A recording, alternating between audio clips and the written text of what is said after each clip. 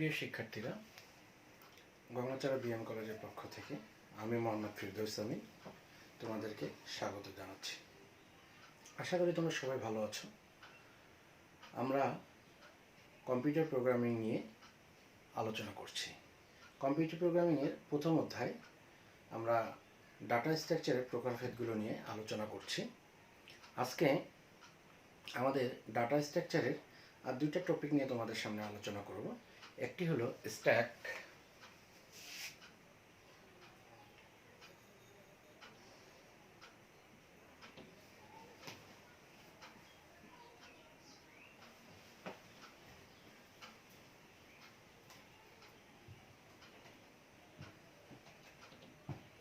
অপরটি হলো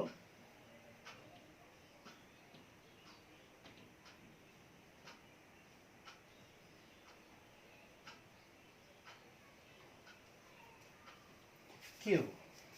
প্রিয় শিক্ষার্থীরা, লক্ষ্য করো, আজকে যে দুটো জিনিস নিয়ে আমরা আলোচনা করব, একটি হলো স্ট্যাক এবং অপরটি হলো কিউ। স্ট্যাক বলতে আমরা আসলে কি বুঝি তোমরা একটু লক্ষ্য করো।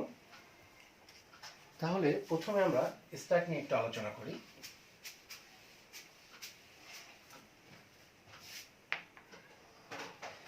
স্ট্যাক দেখো,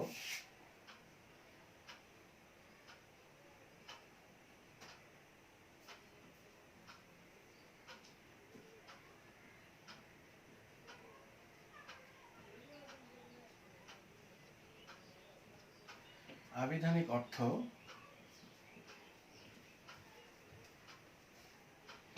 স্তূপ। স্ট্যাক শব্দের আবিধানিক অর্থ হলো স্তূপ। আবার এটাকে বলা যায় লিফো, LIFO,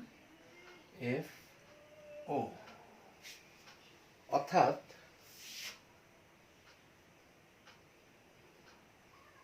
লাস্ট ইন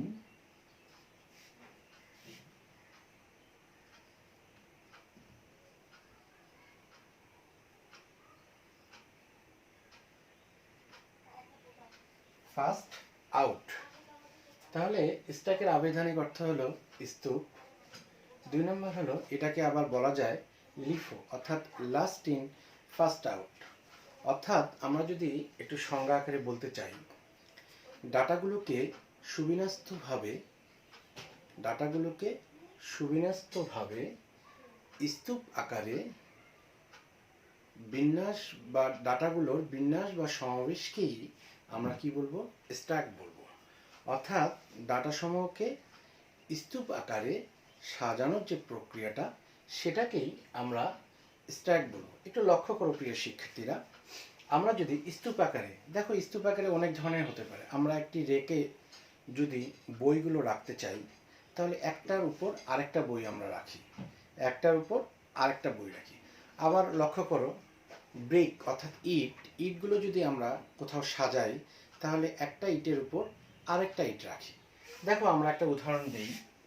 ধরো আমরা একটা র্যাক, এই র্যাকের মধ্যে আমরা বইগুলো সাজালাম। অর্থাৎ প্রথম বই,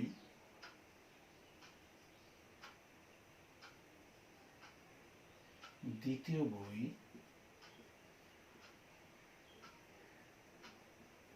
তৃতীয় বই, চতুর্থ বই।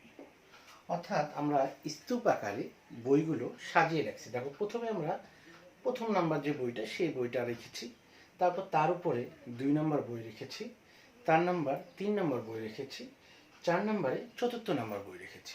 আমরা এখন লক্ষ্য করো, আমরা যদি এই যে স্তূপ আকারে বইগুলো রাখলাম, এই বইগুলো থেকে যদি আমরা কোনো বই নিতে চাই, তাহলে আমাকে কোন বইটা নিতে হবে? তোমরা একটু লক্ষ্য করো, আমরা কিন্তু প্রথম বইটা নিতে পারবো না। প্রথম বই টান মারলে কি হবে? এই বইগুলো অগোছালো হয়ে যাবে, পড়ে যাবে। আবার 2 নম্বর বইয়ে যদি আমরা টান দিতে চাই, সেক্ষেত্রেও বইগুলো কি হয়ে যাবে? এলোমেলো হয়ে যাবে। সেক্ষেত্রে আমাদের সবচেয়ে যে সুবিধাজনক যে পদ্ধতি, সেটা হলো এখান থেকে আমরা 4র্থ নম্বর বইটাকে আমরা আগে সরাই দিতে পারবো। অনুরূপভাবে চতুর্থ বই সরালে তারপর তৃতীয় বই, তারপর দ্বিতীয় বই, তারপর প্রথম বই, এইভাবে আমরা বইগুলো সরাতে পারবো। তাহলে এখানে দেখো আমি স্ট্যাকের যে একটা ইংরেজি শব্দ লিখেছিলাম লিফো, অর্থাৎ লাস্ট ইন ফার্স্ট আউট। দেখো আমরা এই যে স্তূপ আকারে বইগুলো সাজাইছি, প্রথমে কিন্তু আমরা ফার্স্টে যে বইটা লিখেছিলাম এটা এই প্রথম বই, তারপর দ্বিতীয় বই, তৃতীয় বই, চতুর্থ বই। এখন এই বইগুলো যদি আমরা সরাতে চাই তাহলে আমাদেরকে কি করতে হবে, সর্বশেষ যে বইটি আমি রেখেছিলাম সেই বইটি কিন্তু এখান থেকে সরাতে হবে। তাহলে দেখো আমরা এই চতুর্থ নম্বর বইটা, তাহলে দেখো লাস্ট ইন ফার্স্ট আউট, অর্থাৎ এই স্তূপে আমাদের লাস্টে যে বইটা প্রবেশ করাইছিলাম সেটি হলো চতুর্থ নম্বর বই, এবং এখান থেকে যদি সরাতে চাই তাহলে আমরা চতুর্থ নম্বর বইটাকেই এখান থেকে সরাতে হবে। অর্থাৎ স্ট্যাক বলতে আমরা বুঝবো যেটা হলো ডাটাগুলো যে আমরা এইভাবে স্তূপ আকারে রাখবো, তাহলে আমরা কি করতে পারি, যে কোনো এক প্রান্তে, অর্থাৎ যে কোনো এক প্রান্তে আমরা রাখতে পারবো, এবং ওই একই প্রান্ত থেকে আমরা ডাটাগুলোকে এখান থেকে সরিয়ে ফেলতে পারবো। অর্থাৎ লাস্ট ইন ফার্স্ট আউট। প্রিয় শিক্ষার্থীরা, তোমরা তাহলে লক্ষ্য করেছো যে স্ট্যাক বলতে আমরা কি বুঝি। স্ট্যাক বলতে আমি বলেছি স্তূপ আকারে ডাটাগুলো সুবিন্যস্তভাবে থাকবে, এবং এটি একটি ফর্মুলা ফলো করে, সেটি হলো লিফো, অর্থাৎ লাস্ট ইন ফার্স্ট আউট। অর্থাৎ লাস্টে যে বইটা আমরা বই বলো আর ডাটা বলো যেটাই আমরা রাখি সেটা প্রথমে আমরা ওখান থেকে সরাতে হবে। প্রিয় শিক্ষার্থী, আমরা আশা করছি স্ট্যাক বিষয়টি নিয়ে তোমরা বুঝতে পেরেছ। এরপরে আমি যে বিষয়টি নিয়ে তোমাদের সামনে আলোচনা করব সেটি হলো কিউ।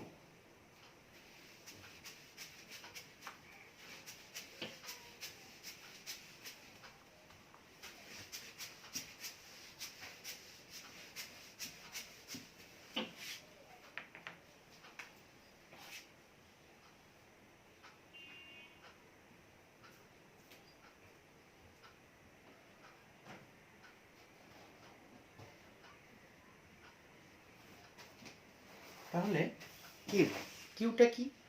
কিউ হলো, কিউর আবেদনিক অর্থ হলো সারিবদ্ধভাবে। কিউর আবেদনিক অর্থ হলো সারিবদ্ধভাবে রাখা।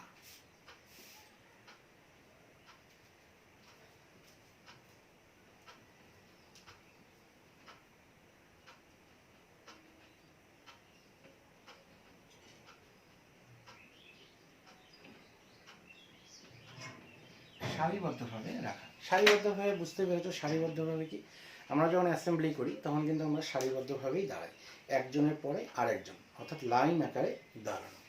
এবং এটাকে বলা হয় ফিফো, FIFO, অর্থাৎ ফার্স্ট ইন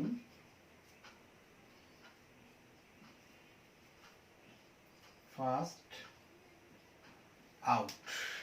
প্রিয় শিক্ষার্থীরা, তাহলে কিউ বলতে আমরা কি বুঝবো, ডাটাগুলোকে সারিবদ্ধভাবে রাখাকে পদ্ধতিটা কি বলবো আমরা, কিউ। এবং এটা যে ফর্মুলাটা ফলো করে সেটি হলো ফিফো, অর্থাৎ ফার্স্ট ইন ফার্স্ট আউট। আমরা যদি একটি উদাহরণের সাহায্যে তোমাদেরকে বলতে চাই, তোমরা মনে করো কোথাও ভ্রমণে যাবে, ভ্রমণে যাওয়ার আগে তোমাদেরকে টিকিট কাটতে হবে। একটা বাস কাউন্টারে তোমরা যাও, ধরো এখানে একটা বাস কাউন্টার,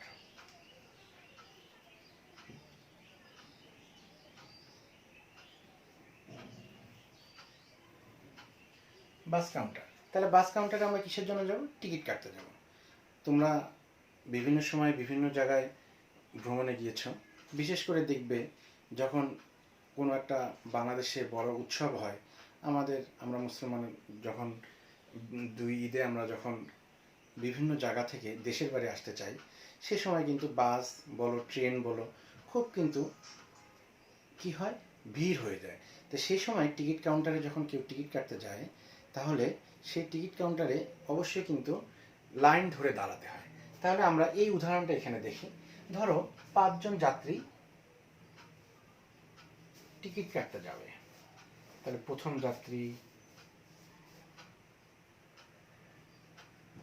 দ্বিতীয় যাত্রী,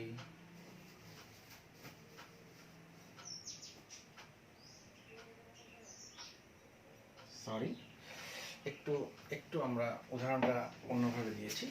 ধরো প্রথম একজন যাত্রী সে টিকিট কাটতে যাবে, তাহলে এই জায়গায় সে প্রথম যাত্রী বাস কাউন্টারের সর্বনিকটে অবস্থান করবে। এরপরে যে দ্বিতীয় আসবে সে দ্বিতীয় জন তার পিছনে অবস্থান করবে। এরপরে তৃতীয় জন তার পিছনে অবস্থান করবে, চতুর্থ জন তার পিছনে অবস্থান করবে। এইভাবে একটি লাইন তৈরি হবে।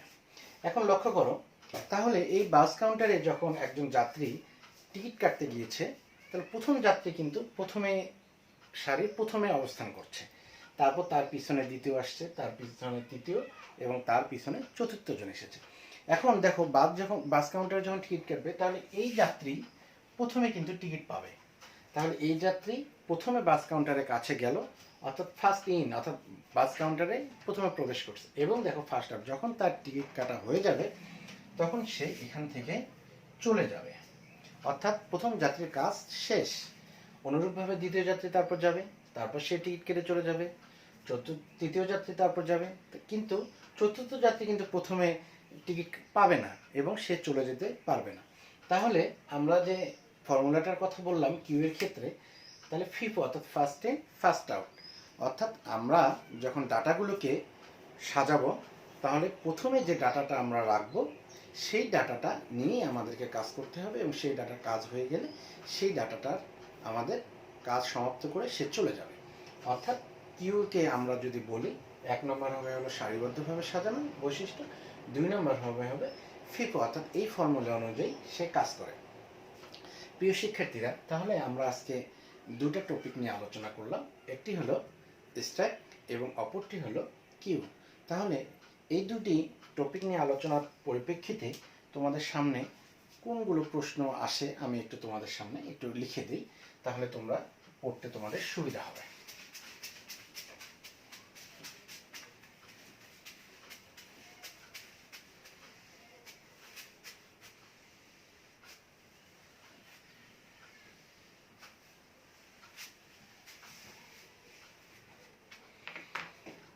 দেখো 1 নম্বর প্রশ্ন যেটা, সেটা হলো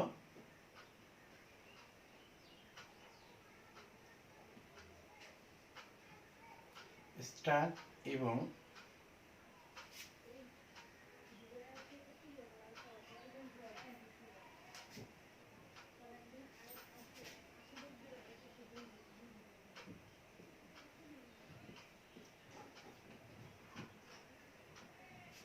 কি বুঝো?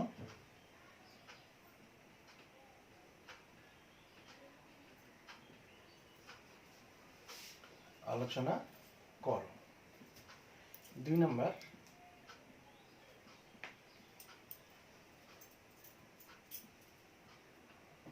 স্ট্যাক এবং কিউ এর মধ্যে